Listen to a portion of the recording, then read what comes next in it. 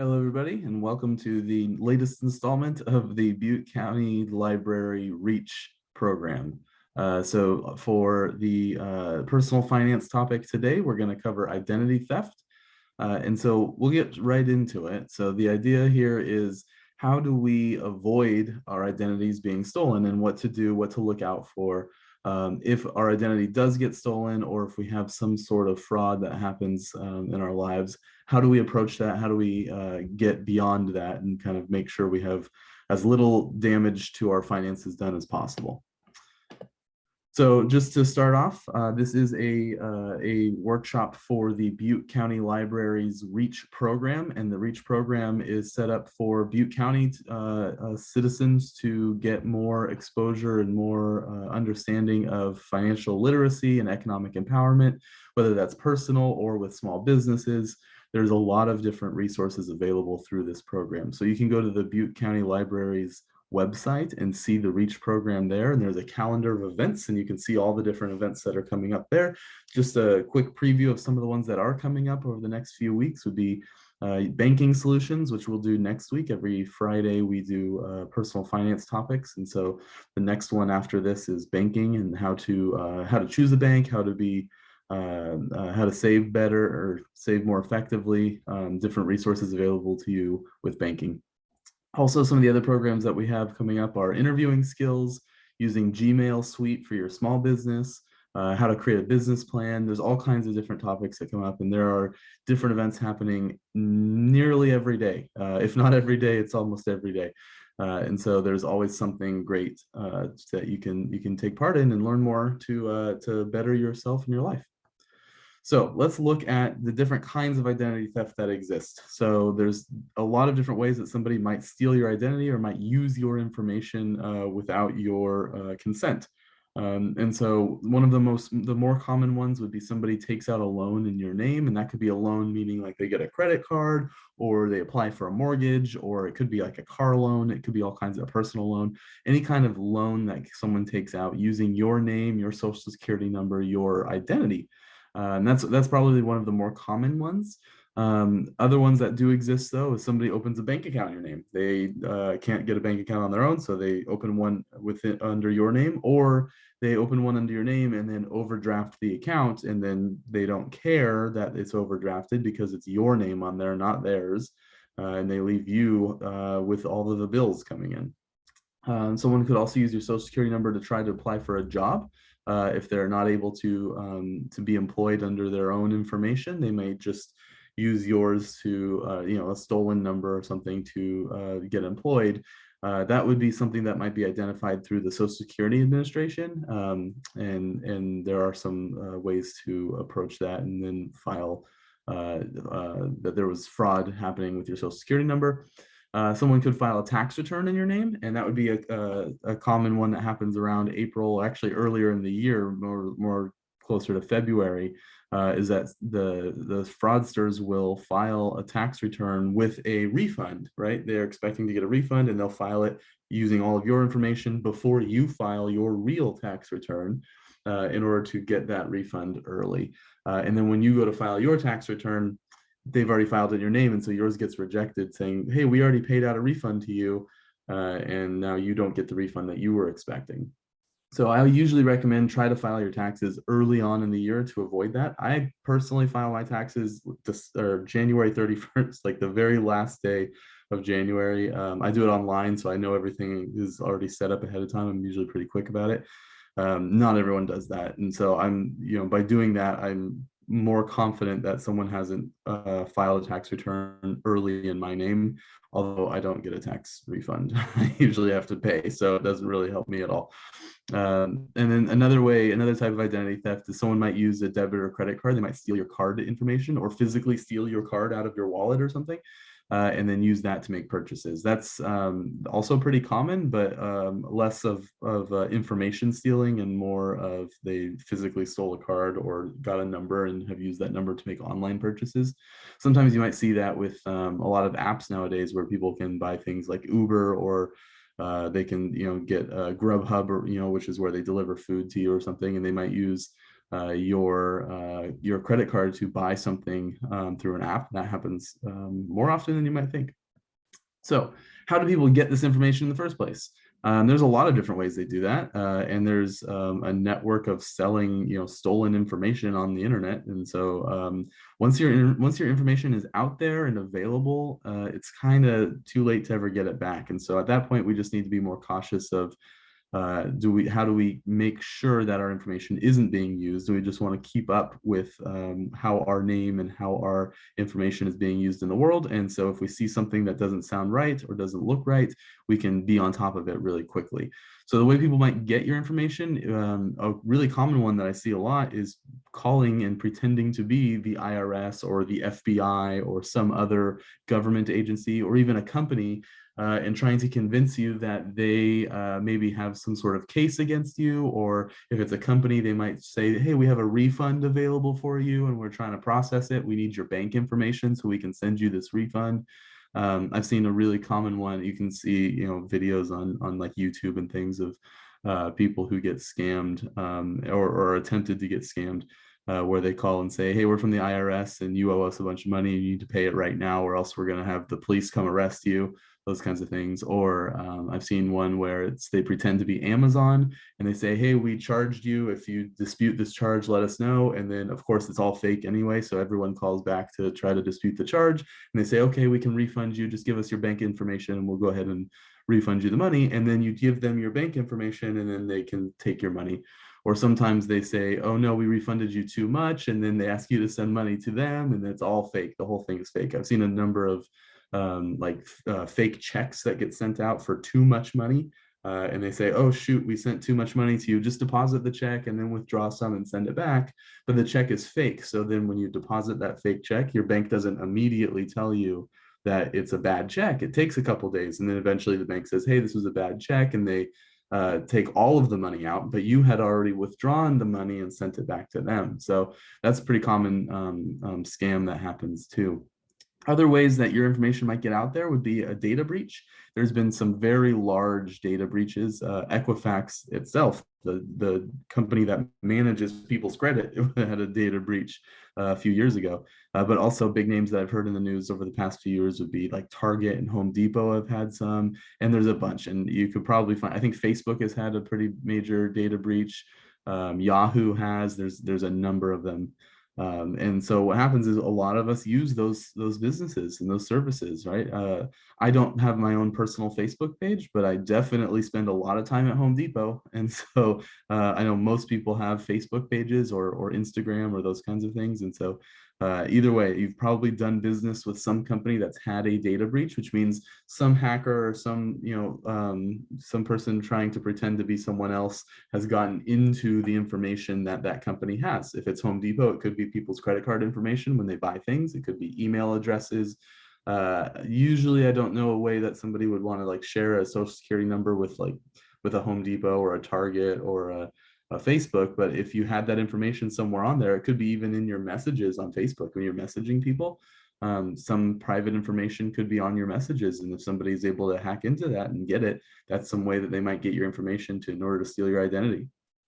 And then they might also just find personal information that you've left out. If you accidentally leave something written down somewhere and people are able to get to it, your account statements, you just throw in the trash and then somebody else goes through your trash later. There's all kinds of things that can happen. So I don't think it's really that helpful to focus on keeping your information to yourself and trying to keep it private, although that is a good idea. It's, you don't want to just be willy-nilly with giving out all of your personal info.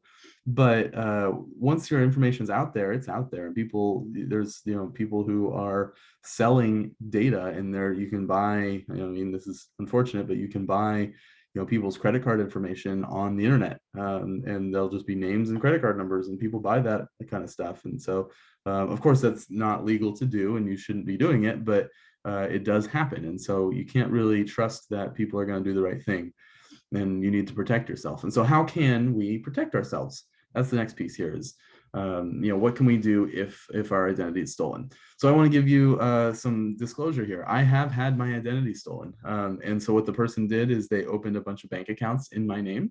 They overdrafted the bank account. Actually, this happened to me and my wife. It was both of our information.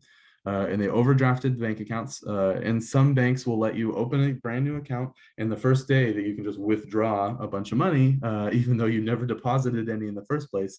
I think what likely happened is they deposited a fake check, which then they said, okay, you have some pending amount of money that you can use. And so they just took a bunch of cash out, but the fake check never cleared.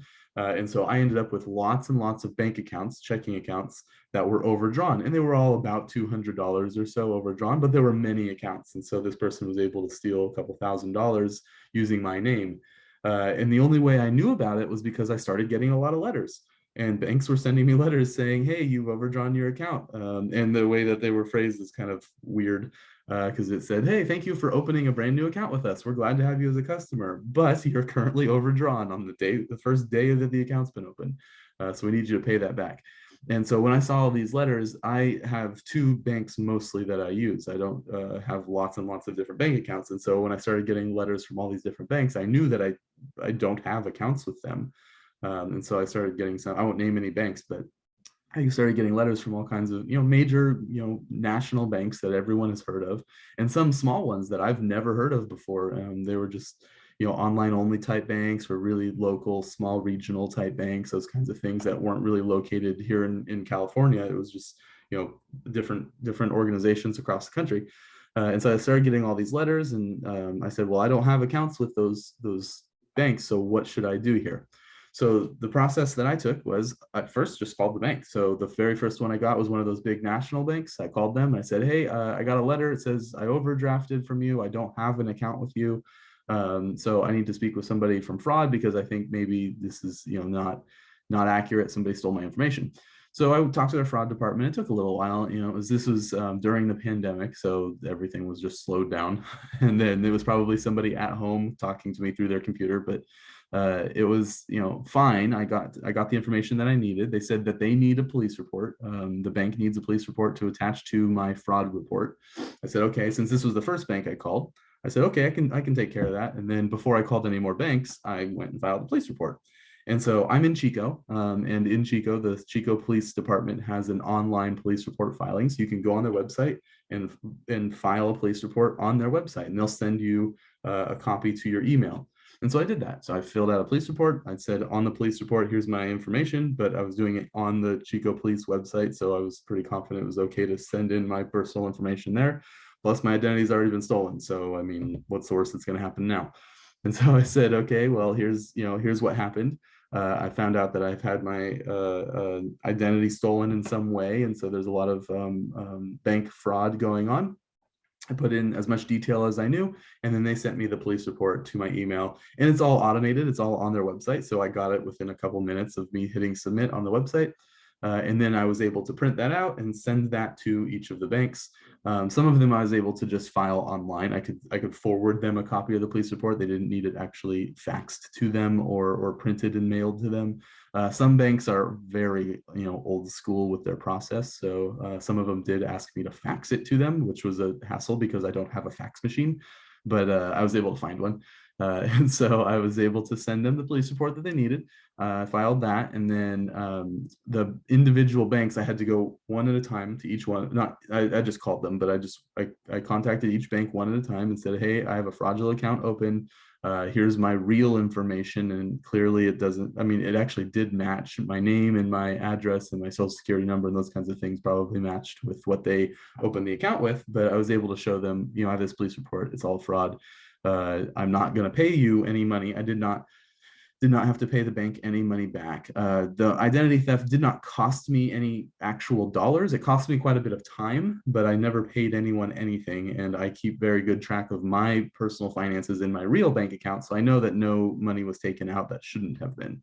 And then the last thing I did, not quite the last thing, but one of the last things I did was I called TransUnion just by sheer coincidences. I just happened to call TransUnion rather than Equifax or Experian. I called TransUnion first, It doesn't really matter which of the credit bureaus you call. There are 3 credit bureaus: TransUnion, Equifax, and Experian. And I just happened to call TransUnion first. It doesn't really matter which one. But I told them, hey, there's fraud. I need to freeze my credit. My identity's been stolen. And when that happens, if you report that your identity has been stolen to any one of the 3 credit bureaus, they will, on your behalf, call the other 2 credit bureaus. So I did not have to contact them, but I did anyway, just to be safe. But TransUnion did contact them and let them know that there's a fraud alert. And so there was a fraud alert placed on my credit file, so that if someone else tries to open like a loan or borrow money using my credit profile, then that fraud alert will signal to whoever it is that they're trying to borrow from. Let's say they're trying to get a loan, then whoever is lending, maybe it's a mortgage, so the mortgage lender would say, hey, there's a fraud alert here, we need to verify your identity. And so that would be one way to stop this from happening. Now, the problem is my identity was stolen by somebody opening bank accounts in my name.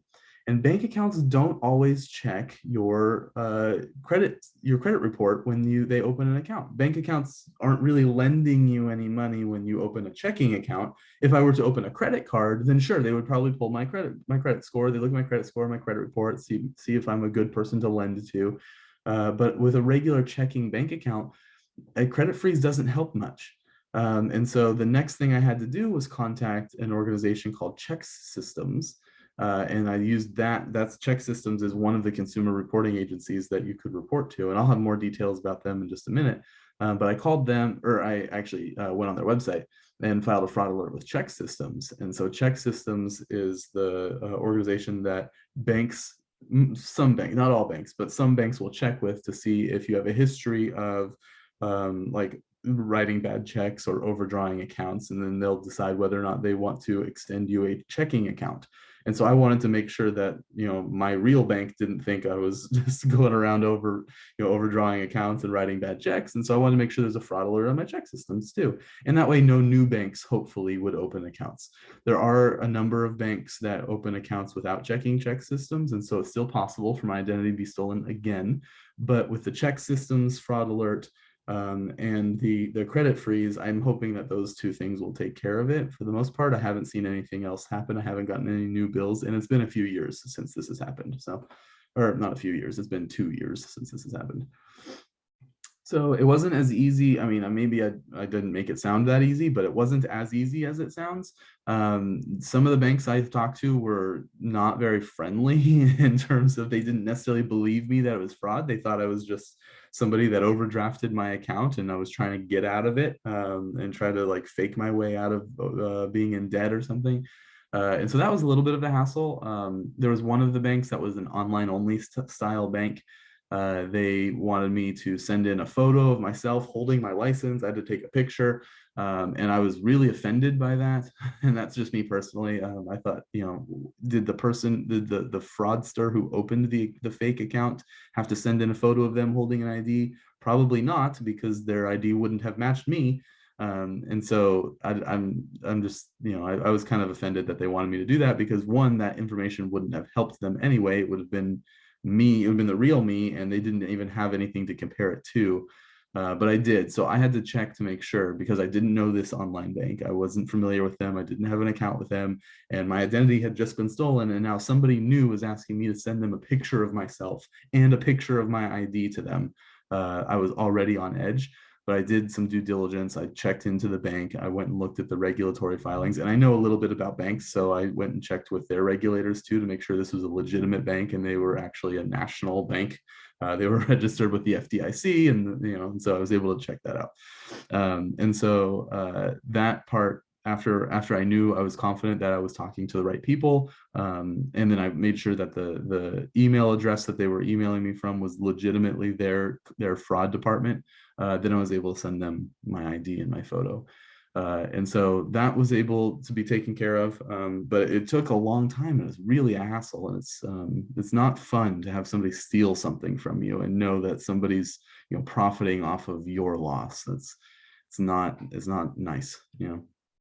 So What can you do? There's a few different options. One option is to get identity theft protection services, and you've probably heard commercials about some of the big name ones. I won't name any specific companies because I don't have any affiliation with any company and I don't want to promote any one over another, but I'm sure you've heard of identity theft services that happen that companies can provide, and you can buy that. You can absolutely pay. There's a membership that you can be a member of the identity theft protection service that they offer. They'll let you know if somebody uses your card, and sometimes they have it set up so like you can get a text message if somebody borrows money using your name, and then you can say, yes, that was me, no, that wasn't me, and then they can help you. And a lot of times you'll hear like a US based restoration team, that's on some of their advertisements. And they can help, be somebody that, can help you get your identity theft situation taken care of. But it'd be some of the same things that I did when my identity was stolen. And I'll go through some of the resources available to you also. What I did is helpful and it works, but there are other things you could do as well. And if you want the peace of mind of saying, hey, someone else has been hired to take care of this for me, that's absolutely fine. There's nothing wrong with that at all. But if you definitely, if maybe you don't necessarily want to have to pay for another service, you already pay for a lot of other services, then there are things you can do just on your own and not have to worry about, paying someone else for something and then just hoping that things are okay. And so some of the things you can do is if you are a victim of identity theft, you can go to identitytheft.gov and look at their website. And we'll do that real quick and we'll just go look at it. What I need to do is make sure my screen share is working correctly. And so on identitytheft.gov, if you are a victim of identity theft, then you can go to, this is actually the FTC, the Federal Trade Commission, and they maintain this website. And so there's a process that they do. You tell us what happened, or tell them what happened. They give you a recovery plan with a checklist. And this is the same thing that they'll give you a checklist to do the things that I did. I already knew kind of the process to do, so I didn't necessarily have to use their checklist. But then you can do that checklist, right? And so if you click get started, they ask you like what happened. So I'll just click when somebody filed a tax return using my information. And so we can say, okay, well, let's get this information to the FTC. It's a government and agency, so it's probably okay to provide them with your personal information. They have it anyway, probably. And then you can go through, answer some of their questions. I won't go through this, but you can go ahead and put in some information. If you already have the police report, that would be a good thing to have as well. You can do that on your own, and then they'll give you a report and a checklist of things to do. So another thing you can do is check your annual, or it's actually called annual credit report, but they've changed it since the pandemic started. It's now a weekly credit report. It used to be annual. And so their website was annualcreditreport.com for decades. It was that, but now it's actually free weekly. And so if we go look at theirs, this also is a government website, but it's a .com website, and the website's kind of old looking, so it doesn't really do them any favors that their website's not super great, and it's a .com instead of a .gov. And but it is legitimate. This is the actual credit report source that you can pull from. And so the 3 credit bureaus that exist that keep track of mostly Americans, but actually everyone who has any affiliation with them, even if they're not American, has information with Equifax, Experian, and TransUnion. And those 3 credit bureaus, what they do is they keep track of debts that are in your name, and they keep track of anybody who's lent money and your history of how much you owed on certain debts and if you've made payments on time. Like let's say you have a credit card and you have a limit on your credit card of $10,000. And you have total charge to that card, maybe $4,000. And so you're making payments of maybe a couple $100s a month or something. You're trying to pay it down. And so the credit report will say there's a maximum limit on this of $10,000. They currently owe $4,000 and their last payment was this amount, $200 or something like that. And so you can actually see that on your credit report.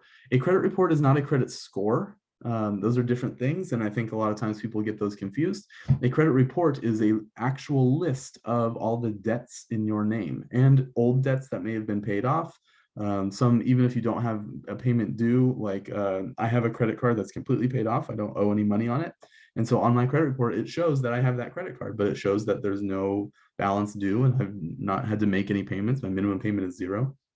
Another common way that that happens would be a student loan. If you're still in school and you have student loans, you don't have to make payments on your student loans. And so it'll show that that student loan does exist under your name, but there's no payment due. And so that's a credit report will show those different things. One of the other things that shows up on a credit report is anyone who's done an inquiry into your report. And usually that would be like credit card companies do soft pulls. They go check the way that credit card companies have relationships with any of these three, Equifax, Experian, and TransUnion, is that they have like a business partnership, let's say with Equifax. So I'll just make up two companies just for example purposes. Let's say American Express, the credit card company, has a relationship with Equifax. And American Express calls Equifax and says, hey, we want to know everyone in Butte County who has a credit score above 700 and has an income of more than $75,000 a year. And then Equifax will give that list to, they'll probably pay for it. American Express pays them money for that, but Equifax will sell them that list. And then American Express will say, we'll send out letters to everyone on that list and say, you've been pre-approved for a credit card with a interest rate of 17% or whatever. And so everyone will get those, offers in the mail. And I'm sure you've seen them before where you get pre-approved offers for credit cards all the time. I get them from my legitimate bank every so often. But now since I've filed the fraud alert and I put a freeze on my credit, which I'll talk about in a second, I don't get them anymore. But you might, if you don't have a freeze on your credit report, you might see those quite often. You get letters like that. And so on your credit report, you'll see like American Express asked for a list of everyone who meets certain criteria, and you met those criteria. So American Express had access to your information. And anyone else who had access to your information for any other reason. My mortgage is on my credit report. And so I had, when I first got my mortgage, it was with one company. And then in the second month of my mortgage, it got sold to another mortgage company, which is pretty common. That happens a lot. But so both of those companies are on my credit report, one as being old and the other one as being current, and those kinds of things. So and that credit report is how your credit score gets determined. And there's a lot of different parts to a credit score. There's 5 mostly parts to a credit score. And so how old your accounts are, and if you made your payments on time, and the different kinds of credit you have, those all go into your score. So pulling your credit score often and making sure that there's not something on there that doesn't look right. If you go on your credit report and you see 3 mortgages, probably not right. And so you might want to say, okay, that's fraud. I'll report fraud. And then I will contact the illegitimate mortgage companies, the ones that that I don't have an actual mortgage with, and let them know, hey, I found out that this is incorrect information reported under my name. I need to start a fraud report. I would then go to identitytheft.gov and file a fraud report there as well. And then contact the 3 credit bureaus and probably freeze my credit just to be safe. And then make sure that we file a police report as well. So there's kind of a few steps to that, but you can get them all done, just one at a time. So those would be the 2 things that I would make sure to do. If my identity has already been stolen, I'd file a report with identitytheft.gov and a police report with whichever police department is closest to me. And then annualcreditreport.com, I would check weekly, maybe is a little much. You can get away with checking it once a month, or actually once every few months is fine. Prior to the pandemic, when you could only get one a year, a lot of people would get one every 4 months from cycling through each of the credit bureaus. Every 4 months they'd go TransUnion, then the next 4 months later they'd get Equifax, and 4 months later they'd get Experian, and then 4 months later would be one full year, because 3 times 4 is 12. And so you'd have 12 full months have passed, and then you start over again with TransUnion. And so that was historically the way that a lot of people would do it. But now that you can do it weekly, I would say, you don't need to wait 4 months. You can do it as frequently or as infrequently as you want, as long as it's, every week or so is probably a little more than you need. So you can do whatever makes sense to you to help you sleep at night. But if you were doing it every other month, that's not too much. And that's probably not too little. You're probably okay in that range. Every 4 months is fine. Every 6 months is okay too. And that's probably all you'd really need. Like if it's more frequently or less frequently, around 6 months at a time, is probably okay. Other consumer reporting agencies that are available and probably a good idea to check up with is the CFPB, the Consumer Financial Protection Bureau. They were created as part of the Dodd-Frank Act in 2008, but the CFPB board, or the CFPB provides a lot of oversight and regulations into the financial industry, which would include banks, which would include investment advisors, which would include real estate, which would include a lot of other topics, mortgage lenders, any of those kinds of things. And so if you can file a complaint with the CFPB for a company that is maybe not behaving properly, you could do something like that. But another thing that you could do is look at the CFPB's website for consumer reporting agencies. And so if we go look here, the CFPB's website has a list of consumer reporting companies. And I've looked at this one before, but we'll pull it up here and we'll see here's a list of different companies that get your information in a few different ways. And so let's scroll up a little bit and say, okay, so for employment screening, for tenant screening, for bank screening, for medical, there's all kinds of different companies that keep track of all of our information for all kinds of different reasons. There's so many of them. And so one thing that you might look at is check screen, checks, banking and checking accounts. And so if you scroll down here, Check Systems is right there. That's the one that I filed with. And I was familiar with Check Systems prior to my identity being stolen. So I knew about them before I looked on CFPB, but they're right there for banking. And so Check Systems provides account verification services for financial institutions. That means banks. So what they do is they provide information for banks to know whether or not you're a real person. They collect data, they report on checking account openings, closures, account closures.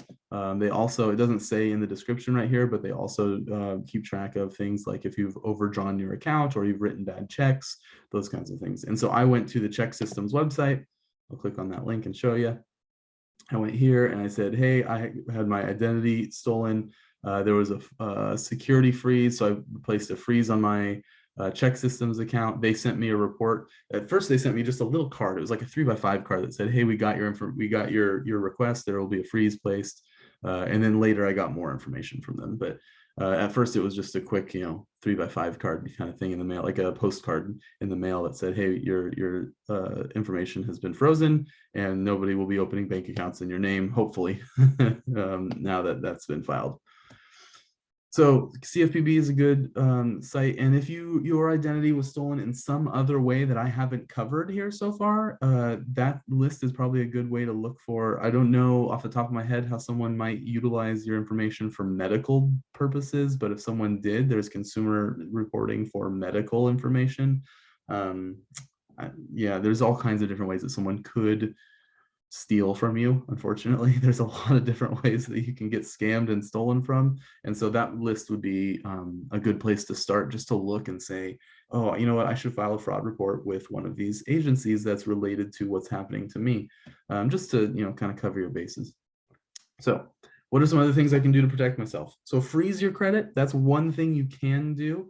A credit freeze is where you tell the credit bureaus, those big three, Equifax, Experian, and TransUnion, that I don't need to borrow any money, I don't plan to borrow any money, and I need you to lock down my credit report so no one can borrow money using my information. It also means that you can't borrow using your information. So if your credit is frozen, you can't borrow either. No one can use your information to borrow. Can't get a mortgage, can't get a car loan, can't get a new credit card. If you already have accounts that are open, you can still use those accounts, right? So if I have a credit card and I freeze my credit, I can still use my credit card. But I wouldn't be able to open a new one, right? It stops, what it actually does, what a freeze actually does is stops any company from having access to your information. And a company will only lend to you if they can check your information and make sure you are a good person to lend to. If they can't check your information, they won't lend to you. This happens quite a bit with like apartment complex rental places. If you're going to try to rent it somewhere and they check your credit before they sign a contract with you, a rental contract, they might not be able to check your credit, so they might not be able to do a lease for an apartment. That happens quite a bit. So you can unfreeze your credit, and some credit bureaus call it thawing, thaw the freeze. But you can unfreeze your credit and then do the thing that you need to do, apply for the loan or get the contract with the apartment complex or whatever it is you need to do, and then refreeze your credit afterwards. You can do that. You don't have to have been a victim of identity theft. You don't have to have a reason for freezing your credit other than that you just want to. And that's one route. It's kind of an extreme route, right? Because it locks down everything on your credit, so nobody can use it. You can also do what's called a fraud alert, which doesn't lock your credit, but makes the lenders have to double check your identity before they do anything. That's an option as well. I'll get more into that in just a minute. Another option is to use unique passwords for every login information that you have. If there's a data breach and you have, let's say, whatever password you have to log into your Target account is the same as you use for your email, and it's the same that you use for your bank, and Target gets hacked and they take all that information, they're going to try that email address and log into your email account using the password. And if it works, now they have access to your email, and somewhere in your email, you might have emailed a password to somebody. And so you have other passwords, or in your email, you get a notification from your bank. And now they know where you bank, and they know your password, and they know your email address. And so they can just change everything, right? Really not a great idea to use the same password for everything, because if one thing gets hacked, they can pretty much get into everything else. And so what I use is a password manager, and it's a type of program. Again, there's lots of different kinds of password managers. You don't need me to mention any name, but you can Google password managers, and there's plenty of legitimate ones. And what they do is can generate a unique password for every website. Every website I need to log into, they'll create a long string with like the dollar symbol and an exclamation point and numbers and letters and capitals and lowercase and everything. And it's a good mix, and it's, I use my passwords are like 14, 15 characters long sometimes. And so that it's really long. It's not going to be guessed, that kind of thing. But the downside to that is I don't know my passwords. Like I don't know the password that I use for nearly everything. I know my email password by heart.